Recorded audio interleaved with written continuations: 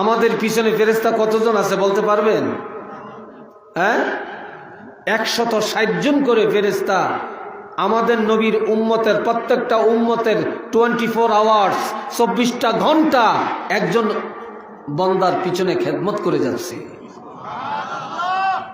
আমরা কোনোদিন বেতন দিতে হয় না। আজকে যে আপনি এখানে আসছেন, আপনার সন্তান পাহারা দেয়, আপনার বাড়ি পাহারা দেয়, বাগান পাহারা দেয়, আপনার ব্যবসা পাহারা দেয়। আর আমি আপনার যখন চলাচল করি তখন আমাকে আপনাকে পাহারা দেয়। আর দুইজন আছে এদের নেতা, এরা দুই কাঁধে থাকে। কোথায় থাকেন? দুই কাঁধে। ইয ইয়াতালাক্কাল মুতালাক্কিয়ানি আনিল ইয়ামিন ওয়া আনিশ শিমালি ক্বাঈদ।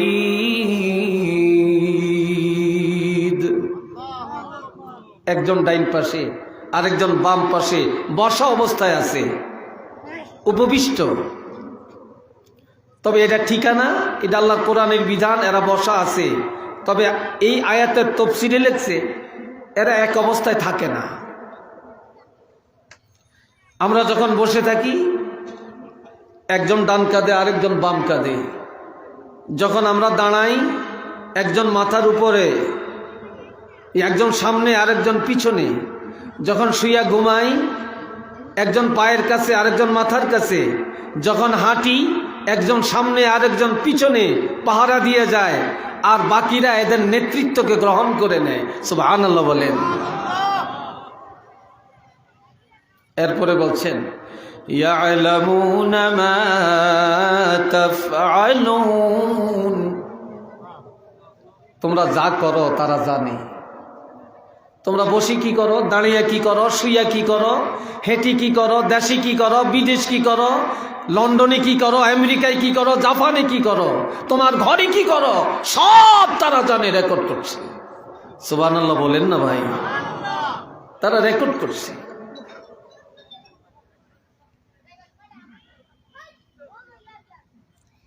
আল্লাযীনা ইউমিনুনা বিল গায়ব, যারা অদৃশ্যকে বিশ্বাস করে তারাই হলেন ঈমানদার। কোরআন তারাই মানে যারা অদৃশ্যকে বিশ্বাস করে। কোরআন তারা মানে না যারা আল্লাহকে মানে না, যারা অদৃশ্যকে বিশ্বাস করে না। এখন আমরা যে অদৃশ্যকে বিশ্বাস করি, আমরা যে কোরআন মানি, আমরা যে রাসূল মানি, এটার বহির প্রকাশটা কি? ওয়া ইয়াকিমুনাস সালাহ, যারা অদৃশ্যকে মানে, যারা কোরআনের বিধান মানে, তাদের পরিচয় তারা নামাজ কায়েম করে। কি কায়েম করেন? তারা নামাজ কায়েম করেন। আর কি করেন? তাদের আর কি পরিচয়? ওয়া মিম্মা রাযাকনাহুম ইউনফিকুন, আল্লাহর দেওয়া সম্পদ তারা আল্লাহর পথে ব্যয় করে। তারা কি পর না, তারা দেহের ইবাদত করে, তারা মালের ইবাদত করে। কিছু মানুষ আছে দেহের ইবাদত বুঝে, মালের ইবাদত বুঝে না। যে ইবাদত আল্লাহ রাসূলকে পর্যন্ত অর্ডার দিয়েছেন। আল্লাহ বলছেন ইন্না আ'তাইনাকাল কাউসার, হাবিব আমি আল্লাহ আপনাকে কাউসার নামক নিয়ামত উজমা দান করলাম। সবচেয়ে বড় দাবি নিয়ামত কাউসার আপনি রাসূলকে দান করলাম, এটা আর কাউকে দেই নেই। তবে আমি যে আপনাকে কাউসার দিলাম, এই নিয়ামতের শুকর আদায় করার জন্য দুইটা আমল। চিল্লিয়া বলেন কয়টা? আরো আওয়াজ দিয়ে বলেন। ফাসাল্লি লিরাব্বিকা ওয়ানহার,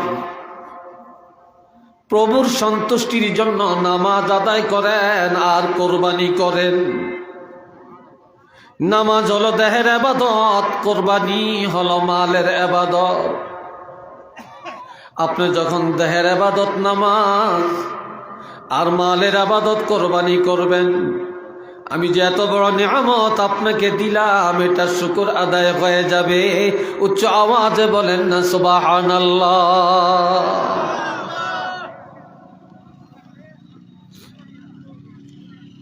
এখানে তিনটা গুণ: অদৃশ্যকে মানা, নামাজ কায়েম করা, মালের ইবাদত করা। এরপরে আল্লাহ বলছেন والذين يؤمنون بما أنزل إليك وما أنزل من قبلك وبالآخرة هم يوقنون।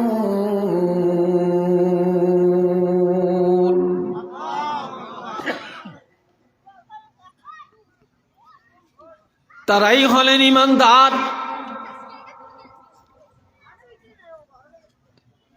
যারা বিশ্বাস করে,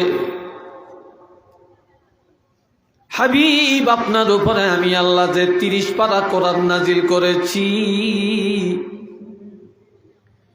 এই কোরআনকে যারা মানে, কোরআনকে যারা বিশ্বাস করে,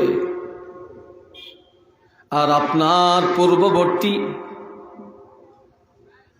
আসমানি কিতাবগুলোকে যারা বিশ্বাস করে, আর আখিরাতকে যারা বিশ্বাস করে, তারাই হলেন ঈমানদার, তারাই হলেন মুমিন। তাহলে ঈমানদার হওয়ার জন্য শর্ত অদৃশ্যকে মানা, নামাজ কায়েম করা, হালাল উপার্জনের টাকা এটা দিয়ে মালের ইবাদত করা, দান করা, 30 পারা কোরআনকে বিশ্বাস করা, পূর্ববর্তী আসমানি কিতাবের উপরে বিশ্বাস রাখা, আখিরাতের উপরে বিশ্বাস রাখা, এটার নাম হলো ঈমান। জোরে বলেন, এটার নাম কি? এর মধ্যে একটা যদি গ্যাপ থাকে তাহলে আমাদের ঈমানের পরিপূর্ণতা আসলো কিনা? আমাদের ঈমানের পরিপূর্ণতা নাই। আপনি নামাজ পড়েন, কোরআন মানেন না, আপনি অদৃশ্যকে মানেন, নামাজ কায়েম করেন না, তাহলে কি আমরা পরিপূর্ণ ঈমানদার হতে পারলাম না? এরপরে আমার আল্লাহ বলছেন ইন্নামাল মুমিনুনা আল্লাযীনা ইযা যুকিরাল্লাহু ওয়াজিলাত কুলুবুহুম ওয়া ইযা তুলিয়াত আলাইহিম আয়াতুহু زادتهم إيمانا وعلى ربهم يتوكلون।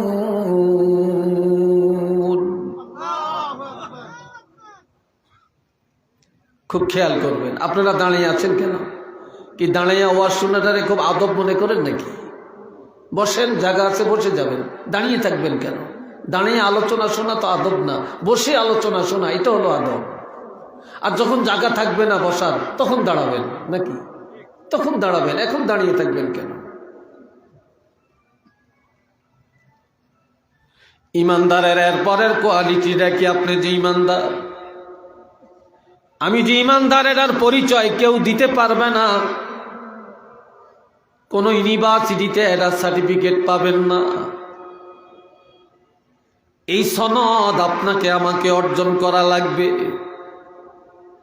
আপনি নিজেই প্রমাণ করবেন আপনি ঈমানদার কিনা। কিভাবে পরিচয়টা নেবেন? আমার আল্লাহ বলেন, নিশ্চিত যারা মুমিন,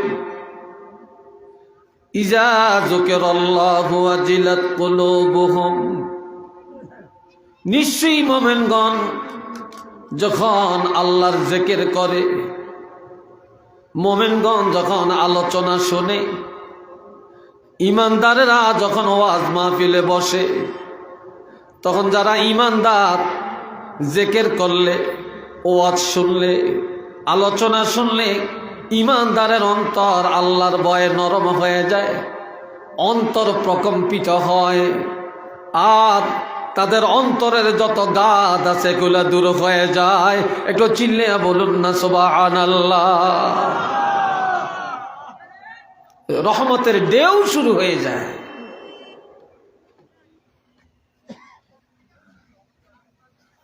দুই নম্বরে وَإِذَا تُلِيَتْ عَلَيْهِمْ آيَاتُهُ زَادَتْهُمْ إِيمَانًا। যারা মুমিন কোরআন তেলাওয়াত করলে তাদের ঈমান তাজা হয়। অথবা আপনি কোরআন তেলাওয়াত শুনেছেন, শোনার মাধ্যমে ঈমান তাজা হয়। কোরআন তেলাওয়াত করলে, কোরআন তেলাওয়াত শুনলে ঈমান বেড়ে যায়, মানে ঈমান তাজা হয়ে যায়। আপনি আমি একটা লাইট চালাই, মোবাইল চালাই, এটা চালাইতে চালাইতে এটা চার্জ কমে যায়, তখন আমরা চার্জ দিই। কি বলেন, দেই কি না? এটা চার্জ দিই, চার্জ দিলে আবার চলে। আজ দুনিয়াতে মানুষ, ইমানদারেরা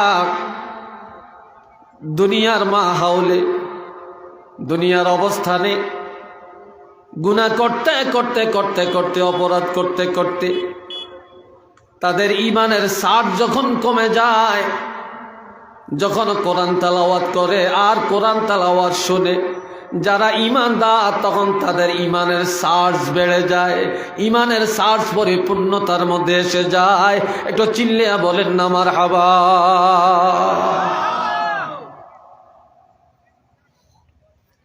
وعلى ربهم يتوكلون। ঈমানদার যারা, আপনি যে ঈমানদারের পরিচয়, পৃথিবীর কাউকে ভয় করে না, ঈমানদার কারো উপর তাওয়াক্কুল করে না, কারো উপরে ভরসা রাখে না। ঈমানদারেরা সব সময় আল্লাহর উপরে ভরসা করে চলে, কারো সাহায্য চায় না। ঈমানদারেরা আল্লাহর দরবারে সাহায্য প্রার্থনা করে, আর আল্লাহর কাছে সাহায্য প্রার্থনার জন্য আমার আল্লাহ একটা মেডিসিন আমাদেরকে দিয়ে দিছেন। সেই মেডিসিনটা হলো ইস্তাঈনু বিসসাবরি ওয়াসসালাহ। ইস্তাঈনু বিসসাবরি ওয়াসসালাহ। ও ঈমানদারেরা, আমি আল্লাহর কাছে তোমরা সাহায্য প্রার্থনা করো ধৈর্য আর নামাজের মাধ্যমে। অর্থাৎ ধৈর্যের সাথে যদি নামাজ আদায় করো, ধৈর্যের সাথে যদি ইবাদত করো, আমি আল্লাহর সাহায্যের দরজা তোমাদের জন্য খুলে দেওয়া হবে। একটু চিল্লিয়া বলেন না সুবহানাল্লাহ। যারা মুনাফিক, তারা মানুষের উপরে ভরসা রেখে চলে। যারা ঈমান হারা, তারা মানুষের উপরে তাওয়াক্কুল করে। কিন্তু কোন ঈমানদার মানুষের উপরে তাওয়াক্কুল রাখতে পারে না। ঈমানদারের ভরসা থাকবে আল্লাহর উপরে। কার উপরে? জোরে বলেন, কার উপরে? আল্লাহর উপরে। আর কি পরিচয় আপনার? আল্লাযীনা ইয়াকিমুনাস সালাত। যারা ঈমানদার তারা নামাজ কায়েম করবে। ঈমানদার ব্যবসা বন্ধ, আজান হলে ঈমানদারের ব্যবসা বন্ধ, ঈমানদারের রাজনীতি বন্ধ, ঈমানদারের দরবার বা সালিশ বন্ধ, গাড়ি চালান বন্ধ, অফিস আদালত বন্ধ। আজান হলে ঈমানদারেরা নামাজের প্রস্তুতি নিয়ে নামাজের মধ্যে দাঁড়িয়ে যাবে। আর শুধু নিজেই নামাজ পড়বে না, তার পরিবারকে নামাজি বানাবে, সমাজের মানুষকে নামাজি বানাবে, রাষ্ট্রের মানুষকে নামাজি বানাবে। সুবহানাল্লাহ কন্যা রে ভাই। এই জন্য হাদিসে আসছে, 4 জন সাহাবীর সাথে নামাজিরা জান্নাতে যাবেন, আবার 4 জন কাফেরের সাথে বেনমাজিরা জাহান্নামে যাবে। 4 জন সাহাবীর সাথে নামাজিরা বেহেশতে যাবেন, আর বেনমাজিরা 4 জন কাফেরের সাথে জাহান্নামে যাবে। এখন আপনারা কার সাথে যাবেন সিদ্ধান্ত নেবেন, আমি বলিনি, তারপরে সিদ্ধান্ত। এক নম্বরে হযরত আবু বকর সিদ্দিক রাদিয়াল্লাহ, দুই নম্বরে হযরত ওমর ফারুক রাদিয়াল্লাহ, তিন নম্বরে হযরত ওসমান গনি রাদিয়াল্লাহ, চার নম্বরে হযরত আলী রাদিয়াল্লাহ। এই চারজন সাহাবী সাথে নামাজিরা জান্নাতে যাবেন। আরো আসতে বলেন সুবহানাল্লাহ। কেন, কারা কার সাথে যাবেন? এই দুনিয়ার যারা রাষ্ট্রপ্রধান, রাষ্ট্র পরিচালনার দায়িত্বে যারা আছেন, তারা যদি জাতির মধ্যে নামাজ কায়েম করেন, নিজেও নামাজ পড়েন, জাতিকে নামাজের কথা বলেন, জাতির মধ্যে নামাজ কায়েম করেন, কিয়ামতের ময়দানে এই রাষ্ট্রপ্রধানেরা হযরত আবু বকর সিদ্দিক রাদিয়াল্লাহর সাথে জান্নাতে যাবে। এই দুনিয়ার মন্ত্রী যারা, তারা যদি অধীনস্থের মধ্যে নামাজ কায়েম করেন, হযরত ওমর ফারুক রাদিয়াল্লাহর সাথে জান্নাতে যাবেন। এই দুনিয়ার কোটিপতি, দুনিয়ার ধনী যারা, ধনীরা যদি নামাজ কায়েম করেন, একজন গার্মেন্টসের মালিক যদি তার কর্মচারীদের মধ্যে নামাজ কায়েম করেন, একটা কারখানার মালিক অধীনস্থের মধ্যে যদি নামাজ কায়েম করেন, এমন লোকেরা হযরত ওসমান গনি রাদিয়াল্লাহর সাথে জান্নাতে যাবেন। এই দুনিয়ার গরিব, অসহায়, মধ্যবিত্ত মানুষগুলি যদি নামাজ কায়েম করেন, হযরত আলী রাদিয়াল্লাহর সাথে জান্নাতে যাবেন। একটু চিল্লিয়ে বলেন না সুবহানাল্লাহ।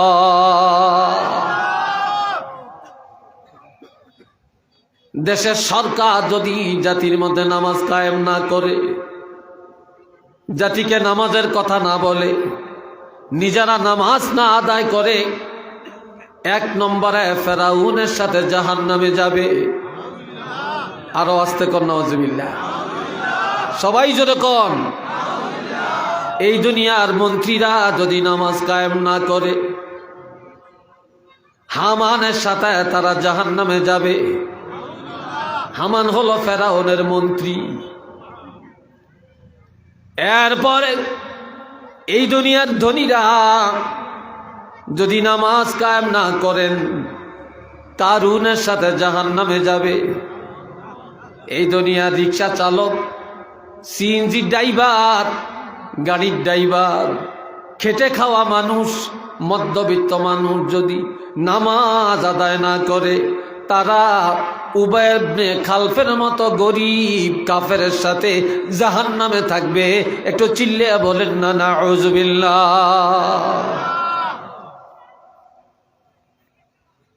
এই জন্য আমার আল্লাহ বলছেন, তারা ঈমানদার, আল্লাযীনা, বিসমিল্লাহির রহমানির রহিম, الذين يؤمنون بالغيب ويقيمون الصلاة ومما رزقناهم ينفقون। তারাই ঈমানদার যারা অদৃশ্যকে মানে, যারা নামাজ কায়েম করে, আর যারা কৃপণতা না করে, সব সময় মালের ইবাদত করে। এরপরে সূরা আনফালের মধ্যে মুমিনের যে 5টা কোয়ালিটি, এক নম্বরে হলো আল্লাহর কথা শুনলে, আল্লাহ জিকির করলে, ওয়াজ মাহফিলে গেলে অন্তর নরম হয়ে যাওয়া। ওয়াজ শুনলে কারো অন্তর হয় শক্ত, কারো অন্তর হয় নরম, কারো আমল হয় ভালো, কারো আমল হয় খারাপ। এটার একমাত্র কারণ আপনার নিয়ত, আপনার নিয়তের কারণে, ইখলাসের কারণে। 2 নম্বর, ইমানদারের ইমানের চার্জ হয়, ইমান বেড়ে যায়, ইমান তাজা হয় তেলাওয়াতের দ্বারা। আল্লাযীনা ইয়ুকিমুনাস সালাহ এরপরে ইমান তাজা হয় নামাজ কায়েমের দ্বারা। যারা ইমানদার তারা নামাজ কায়েম করে, আর যারা মুনাফিক তারা নামাজ কায়েম করে না। এরপরে আমার আল্লাহ বলেন, ওয়া মিম্মা রাযাকনাহুম ইউনফিকুন, যারা ইমানদার তারা প্রতিনিয়তে হালাল ভাবে কিছু মালের ইবাদত করে। এই 5টা গুণ যার মধ্যে, এখন আপনি আমি চিন্তা করি আমার আপনার মধ্যে গুণগুলা আছে কিনা। যদি থাকে আল্লাহ ঘোষণা দিলেন, উলাইকা হুমুল মুমিনুনা হাক্কান। আমার আল্লাহ বলছেন তারা খাঁটি ইমানদার, তাদের ইমানের মধ্যে কোনো ভেজাল নাই। চিল্লিয়া কন্যা মারহাবা, আরেকবার কোন আলহামদুলিল্লাহ। এই কোয়ালিটি যাদের মধ্যে আছে তাদের ইমান পরিপূর্ণ ইমান, নির্ভেজাল ইমানদার তারা। এখন আল্লাহ ঘোষণা দেন পুরস্কার। কি ঘোষণা দিছে? 3টা পুরস্কার। জোরে বলেন কয়টা? আরো জোরে কন। 3টা। 1 নম্বরে লাহুম দারাজাতুন ইনদা রাব্বিহিম, 2 নম্বরে ওয়া মাগফিরা, 3 নম্বর ওয়া রিজকুন কারীম।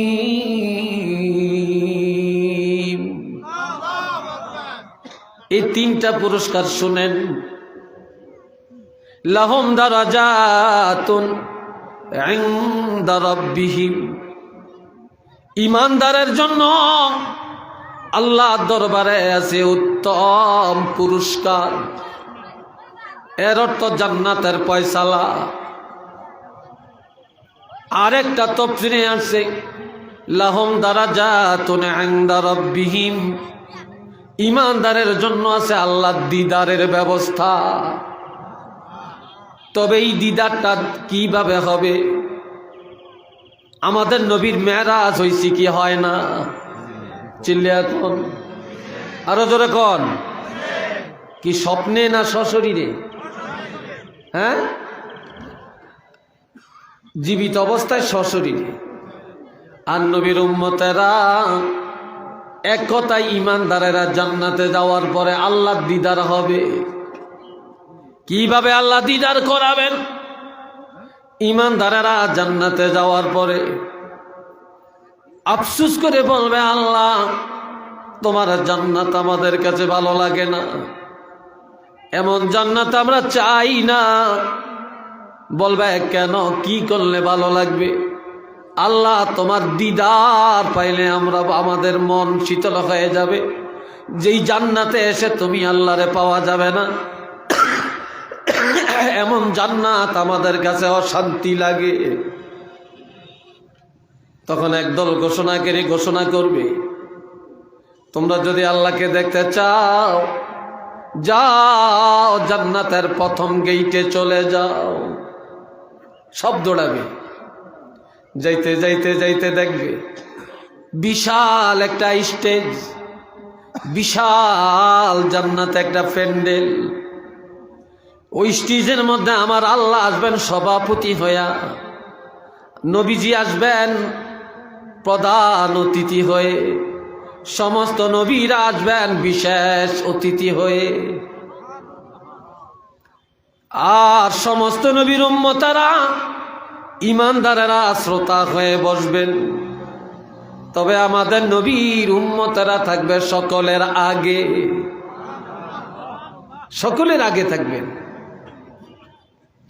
এরপর কোরআন তেলাওয়াতের দ্বারা মজলিস শুরু হয়ে যাবে।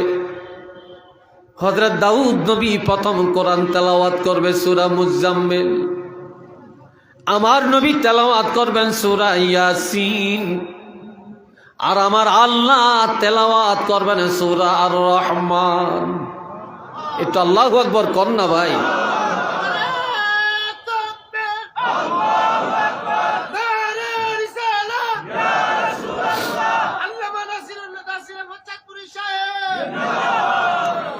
আমার আল্লাহ সূরা আর রহমান তেলাওয়াত করবেন। কিন্তু এখানে একটা ঘটনা, যে মজলিস চলছে, তেলাওয়াত চলছে, আর আল্লাহর আমাদের নবী রহমাতুল্লিল আলামিন সূরা ইয়াসিন তেলাওয়াত করছে। নবী কি দেখছেন? দাউদ নবী কি দেখছেন? সব নবী কি দেখছেন?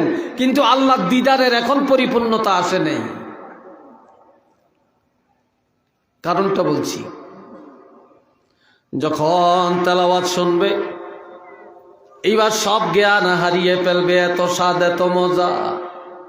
আল্লাহ পরিচয় দিবেন, আনার রহমান আল্লামনাল কুরআন খলাকনাল ইনসান আল্লামনাল বায়ান। আল্লাহ তেলাওয়াতের তর্জটা হবে এটা। আল্লাহ বলবেন আনার রহমান, আমি আল্লাহ হলাম রহমান, আমি আল্লাহ, আমি রহমান, আমি দয়ালু। আল্লামনাল কোরআন, কোরআন কেউ শিখায় না, আমি আল্লাহ কোরআন শিক্ষা দিয়েছি। খলাকনাল ইনসান, মানব জাতি আর কেউ বানায় না, আমি আল্লাহ বানাইছি। আল্লামনাল বায়ান, মানুষকে কথা বলার ক্ষমতা কেউ দেয় না, আমি আল্লাহ মানুষের জবান দিয়েছি। একটু চিল্লিয়ে বলেন না সুবহানাল্লাহ। এইভাবে একটা একটা করে যখন আল্লাহ পরিচয় দিবেন, সব আল্লাহর কুদরতি কদমে সেজদায় পড়ে যাবেন, জ্ঞান হারিয়ে ফেলবেন। আল্লাহ কুদরতি হাত বুলাবে, জ্ঞান ফিরে পাবেন। নজর করে দেখবে স্টেজ নাই, কেউ নাই, খালি। সবাই বলবে আল্লাহ তোমার দিদার তো এখনো, তোমার দিদারে এখনো আমরা তৃপ্তি মিটাতে পারলাম না। ও আল্লাহ, জান্নাত আমাদের কাছে মজা লাগতেছে না। আয় আল্লাহ, কোরআন তেলাওয়াত শুনে এত মজা পাইলাম, মজার শেষ হইল না, সব মজারে তৃপ্তি মিটবে আল্লাহ তোমার দিদার পরিপূর্ণ পায়া গেলে। তখন দেখা যাবে আল্লাহর আরশটা জান্নাতে দেখা যায়, আল্লাহর আরশটা দেখা যায়। এবার প্রত্যেকের দুই পাশে দুইটা ডানা লেগে যাবে, বলবে উড়াল দাও। সবাই উড়াল দেওয়া শুরু করে দিবে। মঙ্গলবার উড়াল দেওয়া শুরু করবে, দিতে দিতে বেলা ডুবে ডুবে সময় একটা ইয়াকুত পাথরের রেস্ট হাউসের মধ্যে বসবে। আমার আল্লাহ অর্ডার দিবেন ফেরেশতাকে, সাকাহুম রব্বুহুম শারাবান তাহুরা। আমার এই ইমানদার জান্নাতি মেহমানদেরকে এক গ্লাস করে জান্নাতের শারাবান তাহুরা পান করাইয়া দে। রাত্রে সেখানে থাকবেন, সকালবেলায় উড়াল দিবে। বুধবার উড়াল দেওয়া শুরু করবে, বেলা ডুবে ডুবে সময় একটা জমরুদ পাথরে রেস্ট হাউসের মধ্যে বসে যাবে।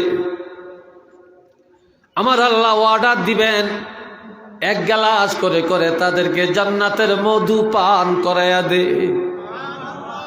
রাত্রি থাকবেন, বৃহস্পতিবার সকাল বেলায় উড়াল দিবে। দিতে দিতে বেলা ডুবে ডুবে সময় আল্লাহ পাকের আরশে আজিমের মধ্যে উঠে যাবে। আল্লাহু আকবার কন্যা।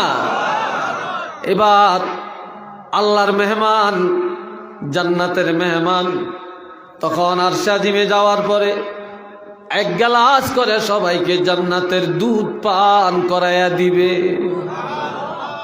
এইবার রাত্রিবেলায় থাকবেন, আর বলবে তোমরা আল্লাহর আরশটা ঘুরে ঘুরে দেখো। যত ঘুরবে যত দেখবে তৃপ্তি মিটবে না। সেখানেও বলবে আল্লাহ দুনিয়ায় এত আমল করলাম তুমি আল্লাহরে পাওয়ার জন্য, দেখার জন্য। আল্লাহ আমরা জান্নাতে আসলাম, তৃপ্তি মিটে না রে আল্লাহ। জান্নাতের জলসায় বসে কোরআন তেলাওয়াত শুনলাম, চাহিদা মিটে না রে আল্লাহ। আল্লাহ শারাবান তাহুরা পান করা, তৃপ্তি মিটে না রে আল্লাহ। জান্নাতের মধু পান করা, চাহিদা মিটে না। আল্লাহ তোমার মেহমানদারি, দুধ পান করো, আমাদের চাহিদা মিটে না রে আল্লাহ। তোমার আরশটা দেখেও তৃপ্তি মিটে না। তখন আল্লাহ বলবেন কি করলে তৃপ্তি মিটবে? আল্লাহ তুমি আল্লাহর দিদার পাইলে তখন আমাদের চাহিদা মিটে যাবে। তখন আল্লাহ আর বান্দার মাঝখানে একটা নূরের পর্দা। এই নূরের পর্দাটা যখন পড়ে যাবে তখন আমার আল্লাহর বান্দা ডাইরেক্ট হইয়া আল্লাহ টান দিয়া আল্লাহর সবগুলা বান্দারে আল্লাহ পাকের কুদরতি বুকের মধ্যে জড়াইয়া নিবে।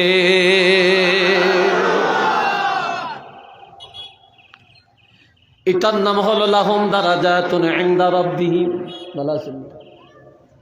লাহুম দারাজাতুন ইনদা রাব্বিহিম ওয়া মাগফিরা ওয়া রিজকুন কারীম। লাহুম দারাজাতুন ইনদা রাব্বিহিম, আল্লাহর দরবারে নিয়া আল্লাহ দিদার করাইয়া দিবেন। একটু চিল্লিয়া বলেন না সুবহানাল্লাহ। আমরা সেই দিদার প্রাপ্তওয়ালা ইমানদার হতে চাই কিনা? হাত তুলে দেখাতে পারবেন? দুইটা হাত তুলে দেখাতে পারবেন?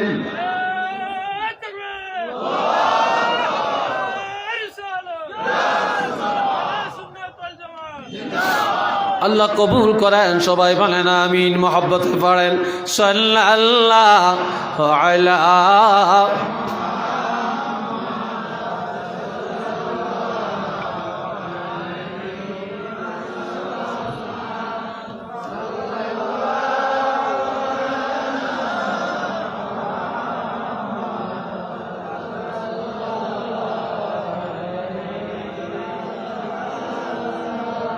জোরে জোরে সাল্লাল্লাহু আলা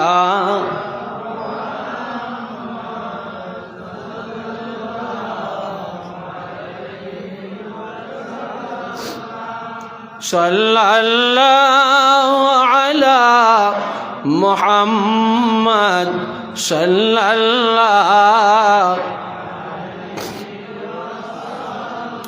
সবাই একবার বলেন আলহামদুলিল্লাহ।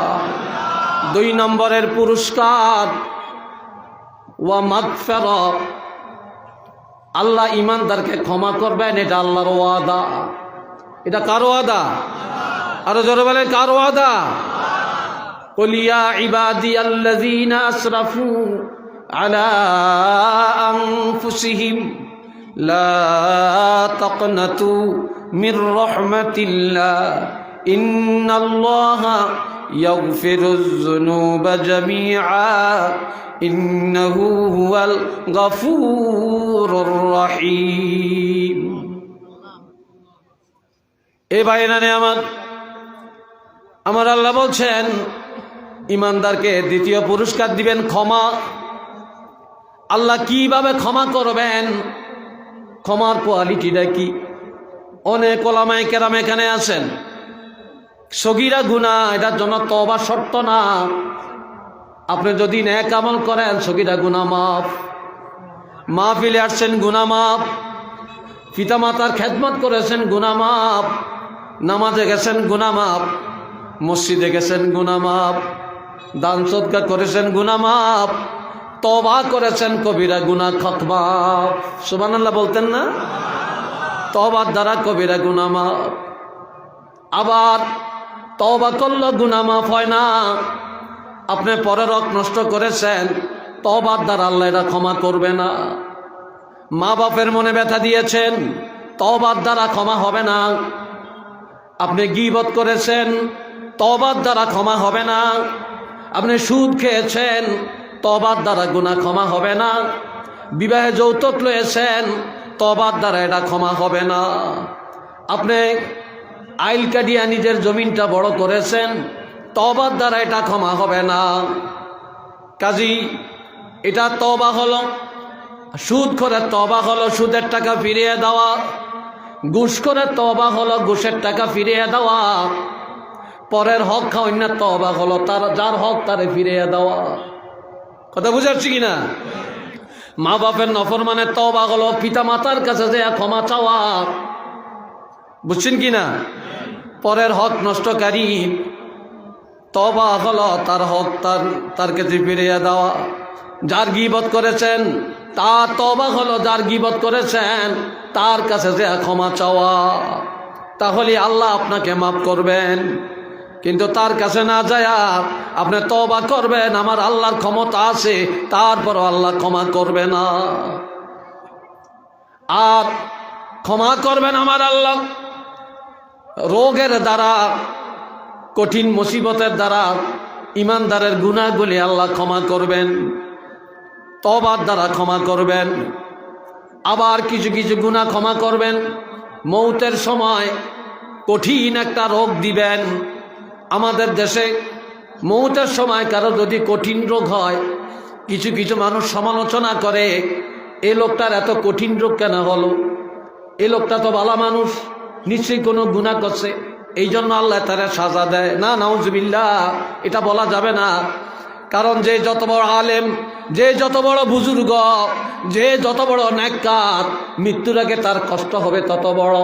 কারণ আল্লাহ ইমানদার নেককার মানুষের মৌতের সময় কঠিন একটা বিপদ দিয়া আল্লাহ তাকে পাক সাফ করিয়া নিষ্পাপ বানায়া জান্নাতি ঘোষণা দিয়া কবরে নিয়ে যাবেন। জোরে কর মারহাবা। এটা আল্লাহর রহমত।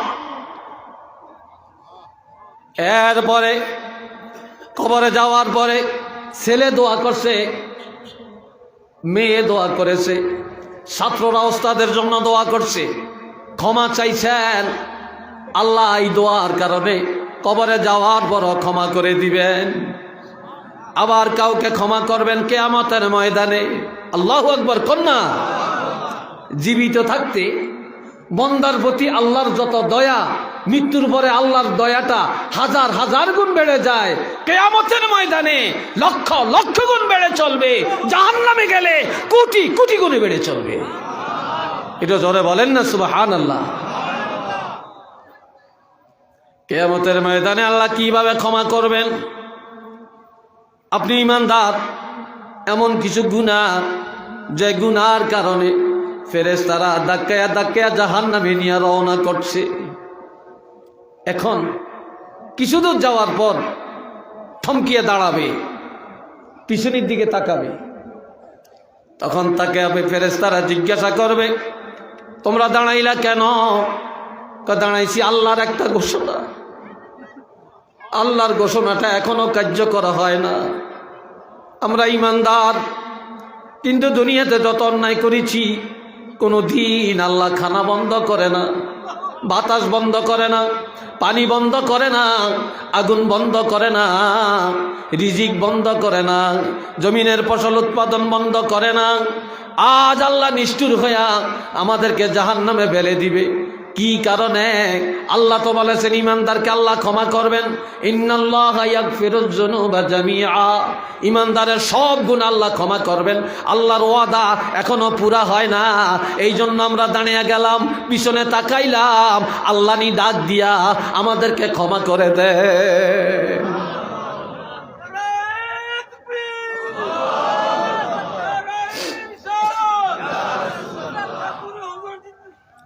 আলহামদুলিল্লাহ, আল্লাহ নি ডাক দিয়া ক্ষমা করে দেন। এই জন্য দাঁড়াইলাম। তখন আল্লাহ বলবেন ফেরেশতারা জিজ্ঞাসা করো, তারা এটা পাইছে কই? আল্লাহ আমরা এটা কোরআনে পাইছি, তোমার কোরআনের বিধান। তুমি তো বলেছো ইন্না ওয়াদাল্লাহি হাক্কুন ইন্নাল্লাহা লা ইউখলিফুল মিআদ। আল্লাহ তুমি তো ওয়াদা খেলাপ করো না, তোমার ওয়াদা সত্য। আল্লাহ আজ আমাদের পাপের কারণে জাহান্নামে ফেলে দিবা। আল্লাহ তুমি তো বলছো সব ক্ষমা করে দিবা। তখন আমার আল্লাহ ডাক দিয়া বলবে ফেরেশতারা রে, আমার এই বান্দাগুলি রাত ধাক্কায়ও না, আর ধাক্কায়ও না। যারা আমার কোরআনকে এত সত্য মনে করছে, আমার ওয়াদাকে সত্য মনে করেছে, আমি আল্লাহর ক্ষমাকে এত বড় মনে করেছে, আমি আল্লাহ এই জাহান্নামে যাওয়ার পথে তাদেরকে ক্ষমা করে দিলাম। একটু চিল্লিয়ে বলেন না সুবহানাল্লাহ। আর একদলে ক্ষমা পাবে জাহান্নামের দরজায়। জাহান্নামের দরজায় তাফসীরে মাদারিক, তাফসীরে খাজেন, তাফসীরে ইবনে কাসির খুলে দেখেন, অসংখ্য ডেফিনেশন এই ব্যাপারে আছে। এ ভাইরা, জাহান্নামের দরজায় যাওয়ার পর জাহান্নামের ডাকনাটা খুলে দেওয়া হবে। তখন বলবে তোমরা তাকাও। তাকে হাউমাউ করে কানবে যে আল্লাহ কি কারণে আজকে তুমি আমাদেরকে এই জাহান্নামে ফেলবা? তখন আল্লাহ দেখাবেন, এই দেখো, এই যে দেখো তোমাদের রেকর্ড। ওয়া কুল্লা শাইইন আহসাইনাহু কিতাবা। আমি আল্লাহ সব কিতাব আকারে তোমাদের পুরাটা জিন্দেগি সাজিয়ে রাখছি। সুবহানাল্লাহ কন্যা রে ভাই। আমি আল্লাহ সব লিখে রাখছি। এবার বলো আমি আল্লাহ যা রেকর্ড করলাম এগুলা সত্য না মিথ্যা? তখন এক দলে বলবে আল্লাহ তুমি যা রেকর্ড করেছো রে আল্লাহ সব সত্য, সত্য রে আল্লাহ, মিথ্যা কিছু নাই। তবে আল্লাহ তুমি যদি জাহান্নামে ফেলে দাও তোমার কোনো লাভ নাই, আর যদি ক্ষমা করে দাও রে আল্লাহ, ক্ষমা করে দাও, তোমার কোনো ক্ষতিও নাই। ও আল্লাহ আমরা গুনাহ করেছি, জাহান্নামের দরজায় স্বীকারও করেছি, আমরা তো মিথ্যা বলি না রে আল্লাহ, আল্লাহ আমরা তো মিথ্যা বলি না রে আল্লাহ, তুমি যা রেকর্ড করেছ তা সত্য স্বীকার করে নিয়েছি আল্লাহ। তবে আল্লাহ তোমার দরবারে ফরিয়াদ, তুমি নিষ্ঠুর হইয়া জাহান্নামে ফেলে দিও না রে আল্লাহ। তখন আল্লাহ বলবেন যাও যাও, এই জাহান্নামের দরজায় আমার যেই গুনাহগার ইমানদার বান্দাগুলি আমার রেকর্ডপত্রকে সত্য বা বাস্তব মনে করেছে, আমি আল্লাহকে মিথ্যা বানাই না, আর আমার ক্ষমাটাকে বড় মনে করেছে, আমি আল্লাহ এই জাহান্নামের দরজায় তাদেরকে ক্ষমা করে দিলাম।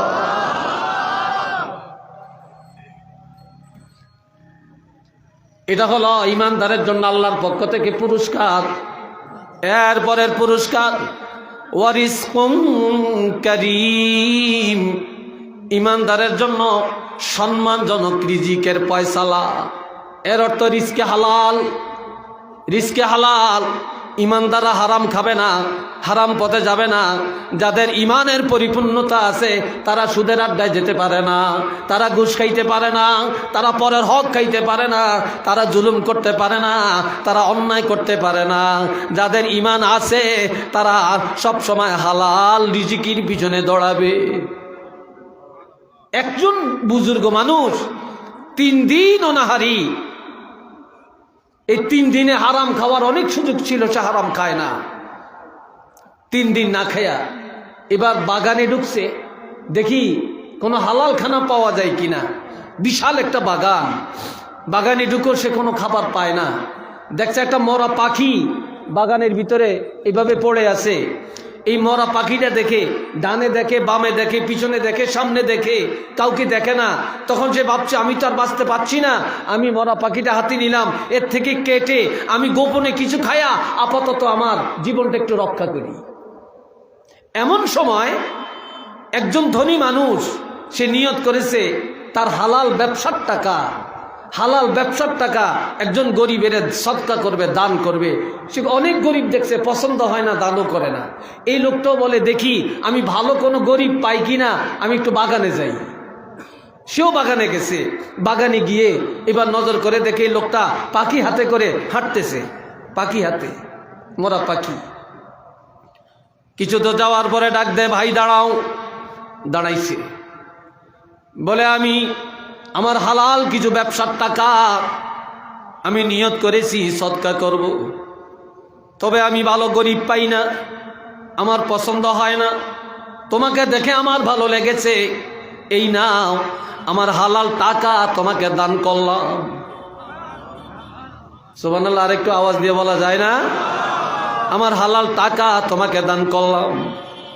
তখন ওই বুজুর্গ এখন হালাল টাকা পাইছে, পাইয়া পাখিটা হাতে করে যাইতেছে। একটু দূরে যাইয়া নজর করে দেখে কাউকে দেখা যায় কিনা। যখন দেখ কেউ নাই তখন পাখিটা আস্তে ফেলে দিছে। পাখিটা ফেলে দিয়া এখন তো টাকা পকেটে আছে, এখন হোটেলে গিয়া এই হালাল টাকা দিয়া হালাল খাবার কিনা খাওয়া শুরু করছে। যেই লোকটা তাকে সদকা দিছে এই লোকটা আড়ালে দাঁড়িয়ে দেখতেছে লোকটা কোথায় যায়, কি করছে। তখন আস্তে আস্তে এও পিছে পিছে যায়া টেবিলের পাশে খাবার হোটেলে বসছে। জিজ্ঞেস করে ভাই তোমার হাতে একটা পাখি ছিল, আর আমি কিছু টাকা দিলাম, তুমি পাখিটা ফেলে দিয়া হোটেলে এসে খাইতে শুরু করলা, কারণটা কি? তখন ওই বুজুর্গ বলতেছে যে আমি 3 দিনের অনাহারি, আমি হারাম খাই না, কাজে আমি নিয়ত করেছি হারাম খাবো না, তারপরও মনের বুঝাতে পারি না, বাগানে যা পাই না, মরা পাখিটা পাইলাম, হাতে নিলাম, এমন সময় তুমি আমাকে টাকা দিলা। আমি চিন্তা করলাম এখন আর আমার হারাম খাওয়ার দরকার নাই, এই জন্য হারামটা ফেলে দিয়া টাকা দিয়া হালাল খানা খাওয়া শুরু করে দিলাম। তখন যেই লোকটা সদকা দিছে তিনি একজন মুফাসসিরে কোরআন, সাধারণভাবে চলে, তিনি একজন কোরআনের মুফাসসির। তখন বলতেছে হ্যাঁ এটি আল্লাহর বিধান। কি? আল্লাহ বলছেন যারা ঈমানদার, ইমানের কোয়ালিটি যাদের মধ্যে আছে আল্লাহ তাকে পুরস্কার দিবে। 1 নম্বরের পুরস্কার লাহুম দারাজাতুন ইনদা রাব্বিহিম, 2 নম্বর পুরস্কার ওয়া মাগফিরা, 3 নম্বর পুরস্কার ওয়া রিজকুন কারীম, আল্লাহ তাকে সম্মানজনক এবং হালাল রিজিকের ব্যবস্থা আল্লাহর পক্ষ থেকে আল্লাহ করবে। একটু চিল্লিয়ে বলেন মারহাবা, আর একটু জোরে বলেন আল্লাহু আকবার। এইবারে আসেন, আমার সময় মনে হয় 12-13 মিনিট আছে। কয়টায়? 7:15। তাহলে 5 মিনিট আছে। আলহামদুলিল্লাহ কন। এইবার আসেন, আমি আপনি যে ইমানদার হইলাম, আমাদের ইমানের আর একটা পরিচয় আছে, বলবো সেটা আমি, তবে 5 মিনিটে বলে ফেলবো, কিন্তু ব্যাখ্যা বলতে পারবো না। এই ইমানদারকে আল্লাহ একটা ঘোষণা দিছেন সূরা আল মুমিনুনের মধ্যে। আল্লাহ বলছেন কদ আফলাহাল মুমিনুন, ইমানদারেরা কামিয়াব হয়ে গেছে, ইমানদারেরা নাজাত পেয়ে গেছে।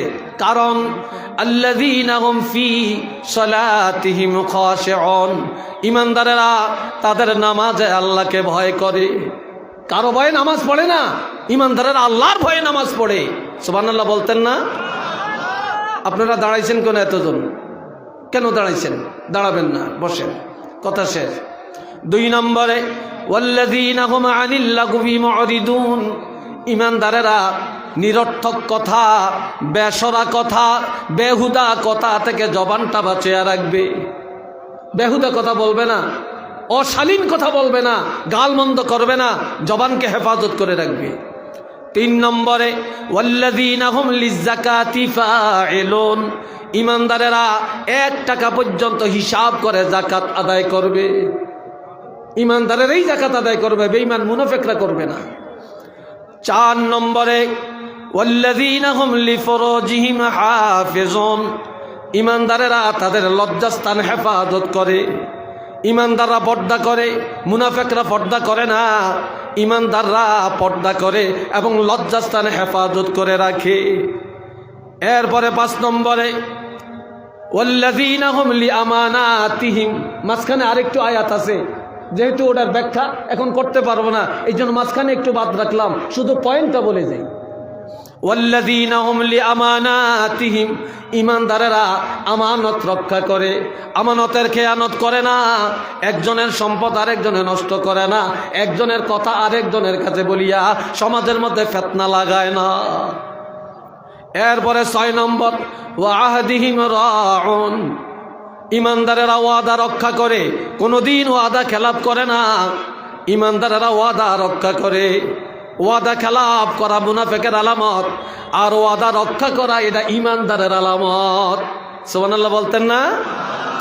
এরপরে 7 নম্বরে ওয়াল্লাযীনা হুম আলা সালাওয়াতিহিম ইউহাফিজুন, ইমানদারেরা 5 ওয়াক্ত নামাজের হেফাজত করে, টাইম টু টাইম তারা নামাজ আদায় করে। এই 7টা গুণ ইমানদারের মধ্যে থাকবে। এখন এই গুণগুলি যার আছে, আল্লাহ এবার রেজাল্ট ঘোষণা দিছে, উলাইকা হুমুল ওয়ারিসুন, তারা ওয়ারিস, তারা মালিক, তারা উত্তরসূরি। কিসের? আল্লাযীনা ইয়ারিসুনাল ফিরদাউস, তারা জান্নাতুল ফিরদাউসের ওয়ারিস। এটা আল্লাহু আকবার কর না ভাই, আর একটু জোরে বলেন না আল্লাহু আকবার। হুম ফিহা খালিদুন, জান্নাতুল ফিরদাউসের মধ্যে ইমানদারেরা চিরদিন অবস্থান করবে। এইবার আমি সর্বশেষ জানতে চাই, আমরা বাঁচতে চাই, মরতে চাই, কবরে যেতে চাই, ইমানদার হইয়া বাঁচতে চাই, ইমানদার হইয়া কবরে যেতে চাই, ইমানদার হইয়া কিয়ামতের ময়দানে দাঁড়াতে চাই, জান্নাতুল ফিরদাউসের যোগ্যতা অর্জন করতে চাই। আমরা রাজি আছি কিনা? 2টা হাত তুলে দেখাই, আল্লাহ দেখান। আল্লাহ বলেন না আল্লাহ, সবাই বলেন আল্লাহ আমাদেরকে তৌফিক দান করেন, আমাদের ইমানের পরিপূর্ণতা দান করেন। আল্লাহ বলেন না আল্লাহ ভাদেশ্বর হাফিজিয়া দাখিল মাদ্রাসাকে কবুল করেন, এই মাদ্রাসার শিক্ষক এবং ছাত্রদেরকে কবুল করেন, এই মাদ্রাসায় যারা দানশীল দাতা আল্লাহ তাদেরকে আপনি কবুল করেন। আল্লাহ ইমানের সবক নিয়ে চলার তৌফিক দান করেন। ওমা আলাইনা ইল্লাল বালাগ ওমা তৌফিকি ইল্লা বিল্লাহ, আল ইলমু হাযা মিন ইনদিল্লাহ। আসসালামু আলাইকুম ওয়া রাহমাতুল্লাহ। এখন মহিলা 200 টাকা দিছে, একজন মহিলা 200 টাকা দিয়েছে, আল্লাহ কবুল করেন, সবাই কোন আমিন। আল্লাহুম্মা সাল্লি আলা সাইয়্যিদিনা মাওলানা মুহাম্মদ ওয়া আলিহি ওয়া আসহাবিহি ওয়া বারিক ওয়া সাল্লিম। আলহামদুলিল্লাহি রাব্বিল আলামিন ওয়াল আকিবাতু লিল মুত্তাকিন ওয়াস সালাতু ওয়াস সালামু আলা রাসূলিহিল কারীম ওয়া আলা আলিহি ওয়া আসহাবিহি আজমাইন। আয় আল্লাহ মেহেরবানি করে আমাদের মাহফিলকে কবুল করেন, এই আলোচনাকে কবুল করেন। আয় আল্লাহ আমাদের গুনাহগুলি মাফ করে দেন, বিশ্বের মুমিন মুসলমানকে ক্ষমা করে দেন। আয় আল্লাহ আমাদের আব্বা আম্মা সহ আমাদের বংশের যারা কবরে, প্রত্যেকের কবর জান্নাতুল ফেরদাউস বানিয়ে দেন। আয় আল্লাহ ইমানের যোগ্যতা অর্জন করার তৌফিক দান করে দেন।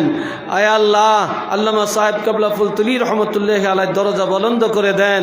এই ওলি আল্লাহ রুহানিয়াত আমাদের নসিব করে দেন।